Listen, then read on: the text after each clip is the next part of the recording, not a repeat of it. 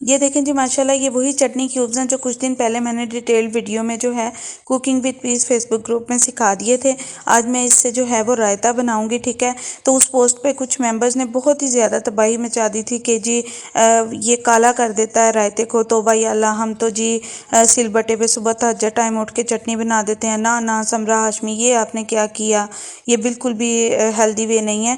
Dear मैंने ना ये जॉबियंस के लिए बताया मेथड, मैं खुद भी अल्हम्दुलिल्लाह जॉब करती हूँ और वो लोग जिनके पास जो है वो अवेलेबल डेली बेस पे नहीं होता उनके लिए बताया, उनको कुछ नहीं होने लगा। तुसी फिक्र बिल्कुल छੱਡ देनी जे, ठीक है। तुसी पोस्ट ਨੂੰ कंप्लीटली इग्नोर करना जे। तो ये मैं आपको बता दूं कि मैं जल्दी बनाने के लिए क्या करती हूँ, डायरेक्ट दही में भी डाल सकते हैं। मैंने यहाँ पे ले लिया नीम गर्म दूध, ठीक है ना। मैंने माइक्रोवेव ही कर लिया था 2 मिनट 1 मिनट, ठीक है। तो फिंगर जा रही है इसमें, हल्का सा है नीम गर्म। अब इसमें मैं अपनी मर्ज़ी के मुताबिक जितने मुझे क्यूब्स चाहिए वो डाल लूँगी, ठीक है ना। तो दूध मैंने थोड़ा सा ज़्यादा ले लिया है। मुझे जो है वो रायता ग्रेवी बनाने के लिए इस्तेमाल करना है। मैं कचनार बना रही हूँ, अपने मेथड से बनाती हूँ। ये देखिए मैं इसमें क्यूब्स डाल दूँगी, ठीक है। जितने मुझे चाहिए 4-5 मैंने यूँ डाल देने हैं बस इसमें क्यूब्स। और ये तकरीबन विद इन 3 मिनट्स जो है ना इसने बिल्कुल ही मेल्ट हो जाना है, ठीक है ना। तो मैं साथ में फिर दही में इसको डालूँगी। अभी आप इसका कलर चेक करें, ग्रीन ग्रीन हो रहा है। ये वो ख़वातीन जिन्होंने कहा था जी काला हो जाता है, आई डोंट नो वो क्या करती हैं, किसी का मेथड रिजेक्ट करने से पहले अपना मेथड उसके मेथड से मैच कर लेते हैं। या अगर नहीं होता तो अल्लाह जाने फिर आप किस तरीके से बनाती हैं। अल्हम्दुलिल्लाह मैं तो हमेशा से वो चीज़ सिखाती हूँ जो कि मैंने खुद की होती है और जो मेरे लिए आसान भी होती है और कोई नुकसान भी उसका नहीं होता। खैर ये देखें क्यूब्स जो हैं वो इस तरीके से रख लिए हैं और दही मैं ले आई हूँ, दही को मैं बीट कर लूँगी, ठीक है। ये रायता मैं ग्रेवी बनाने के लिए इस्तेमाल कर रही हूँ, वरना हम हरे रायते के अंदर ठंडे दूध की मलाई भी डालते हैं, ठीक है ना। तो ये बात भी मैं आपको बता दूं।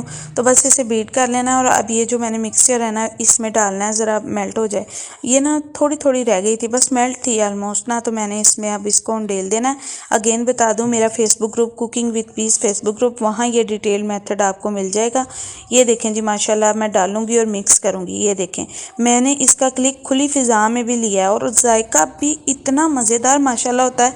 आप ही मेंबर्स में से 4-5 ऐसी मेंबर्स हैं जिन्होंने 2 से 3 दिन के अंदर माशाल्लाह फीडबैक दिए और इतने अच्छे, मुझे देख के काफ़ी खुशी हुई। ये देखें रायता कितना फ्रेश है माशाल्लाह, ज़रा भी ये काला नहीं हुआ। आई डोंट नो वो काला किस तरीके से कर लेती हैं, मुझे इस चीज़ का इल्म नहीं है। उनका बैड एक्सपीरियंस रहा तो वो अपना बैड एक्सपीरियंस ग्रुप में पोस्ट लगा के शेयर करें। किसी की पोस्ट के ऊपर इस तरीके से कमेंट करने के ना ना ना ना, ये तो आपने गलत बता दिया, ये बदतमीज़ी होती है, ठीक है। ये देखें माशाल्लाह कितना अच्छा रायता और पतला इसलिए है कि मुझे ऐसा ही चाहिए था।